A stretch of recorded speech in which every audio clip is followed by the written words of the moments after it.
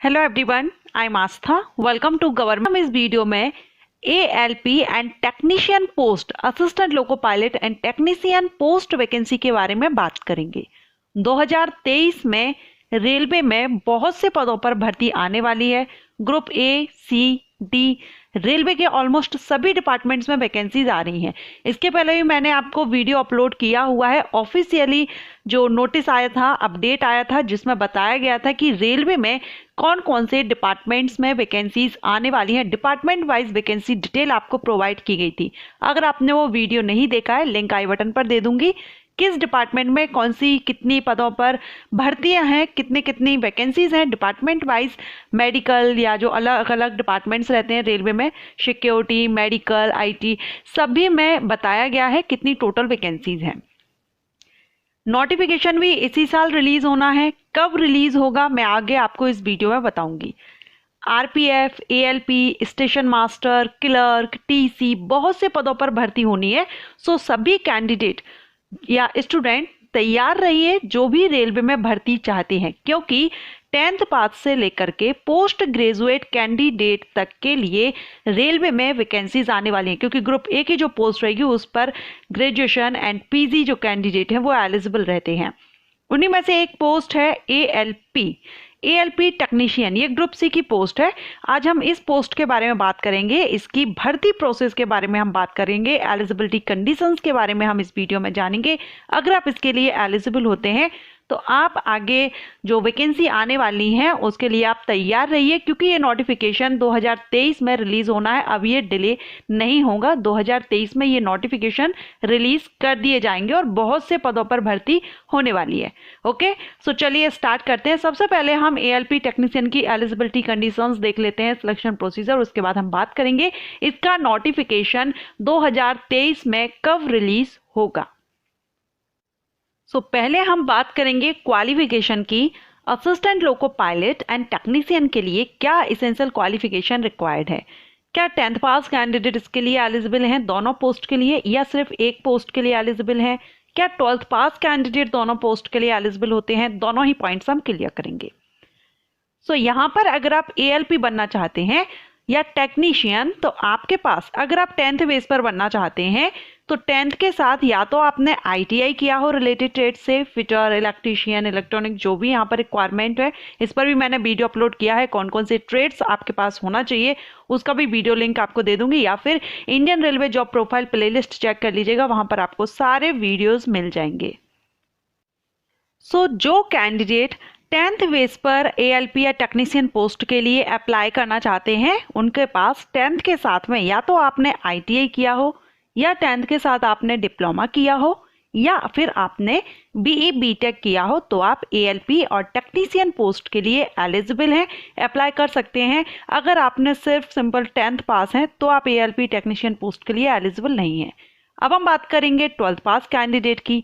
तो 12th पास candidate भी eligible हैं, लेकिन सिर्फ टेक्नीशियन पोस्ट के लिए, एएलपी पोस्ट के लिए एलिजिबल नहीं रहेंगे। 12th आपने फिजिक्स, केमिस्ट्री, मैथमेटिक्स से किया है तो आप टेक्नीशियन पोस्ट के लिए एलिजिबल रहेंगे। अगर आप एएलपी के लिए अप्लाई करना चाहते हैं तो 10th के साथ में आपका आईटीआई या फिर डिप्लोमा या बीई बीटेक आपके पास होना चाहिए। दोनों ही वैकेंसी एक साथ आती है, एक ही नोटिफिकेशन इनका रिलीज होता है। और ये जो इन्फॉर्मेशन है आपको प्रीवियस वैकेंसीज के बेस पर या नोटिफिकेशन बेस पर दी जा रही है। आगे जो भी नोटिफिकेशन रिलीज होगा उससे जब भी आएगा डिटेल नोटिफिकेशन, हम उसमें जो लेटेस्ट प्रोसेस या जो भी चेंजिंग अगर होती है तो मैं वीडियो अपलोड करूंगी उस पर भी। अब हम बात करेंगे एज क्राइटेरिया की। एज लिमिट क्या रहती है एएलपी एंड टेक्नीशियन पोस्ट के लिए? तो अनरिजर्व्ड कैटेगरीज के कैंडिडेट के लिए 18 से 30 साल एज लिमिट होती है। ओबीसी कैटेगरी के कैंडिडेट के लिए 18 से 33 साल एंड एससी एसटी कैटेगरी के कैंडिडेट के लिए 18 से 35 साल, 18 to 35 year upper age limit रहती है।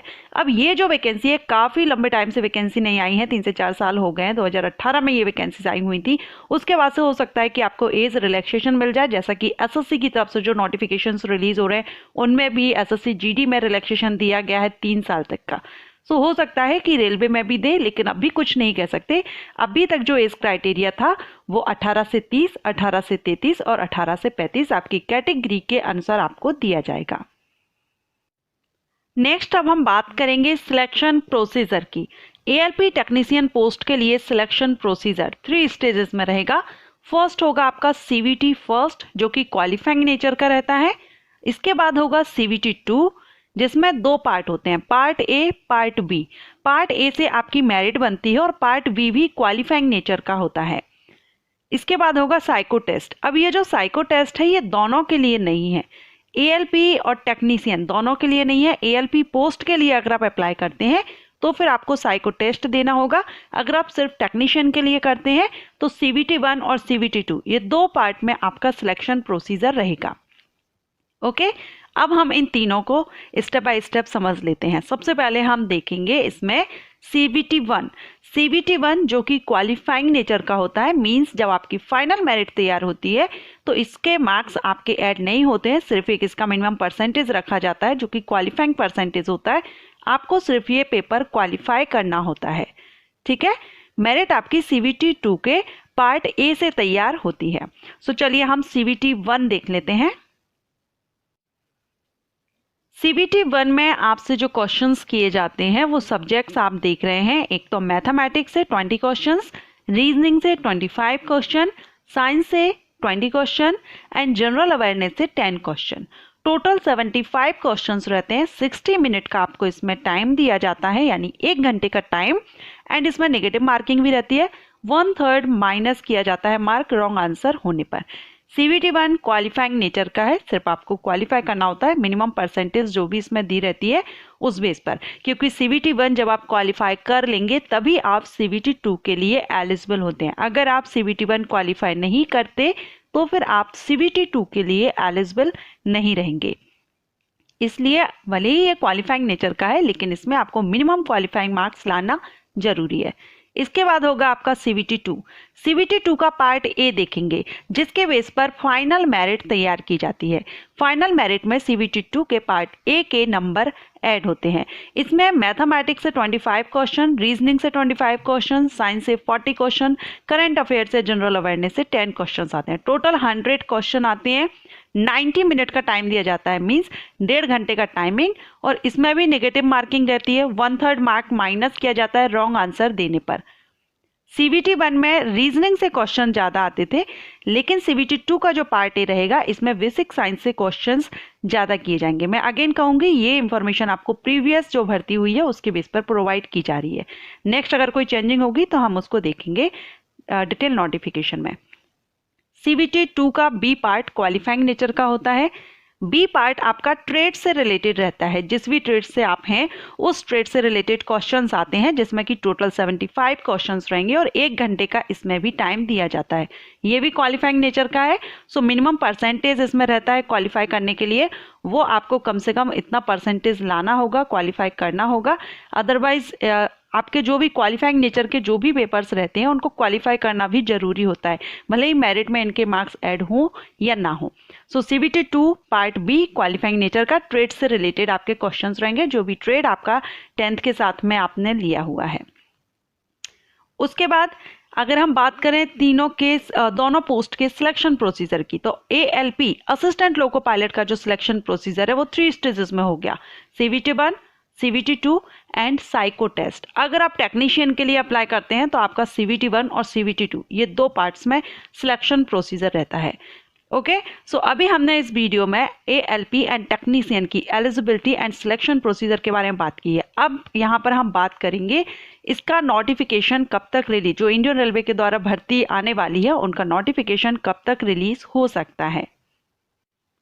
तो देखिए, अगर आप मेरे रेगुलर व्यूअर हैं तो आपको पता होगा मैंने कुछ टाइम पहले वीडियो अपलोड किया था, लास्ट मंथ मैंने वीडियो अपलोड किया था। ऑफिशियली अनाउंस किया गया था कि नोटिफिकेशन जो रिलीज होगा, जो रेलवे की अपकमिंग वैकेंसी रहेंगी वो 2023 के अप्रैल मंथ से स्टार्ट हो सकती हैं। अप्रैल मंथ के बाद, यानी अप्रैल के पहले तो अभी वैकेंसीज का नहीं आने का है, लेकिन अप्रैल के बाद कभी भी रेलवे की तरफ से नोटिफिकेशन रिलीज किया जा सकता है। ये ऑफिशियली जो नोटिस आया था मैंने उसी पर आपको वीडियो भी अपलोड किया था और आपको इन्फॉर्म किया था। तो अभी आपके पास 6 से 7 महीने का वेट आप कर सकते हैं, लेकिन 2023 में नोटिफिकेशन रिलीज होगा, ये फाइनल है, क्योंकि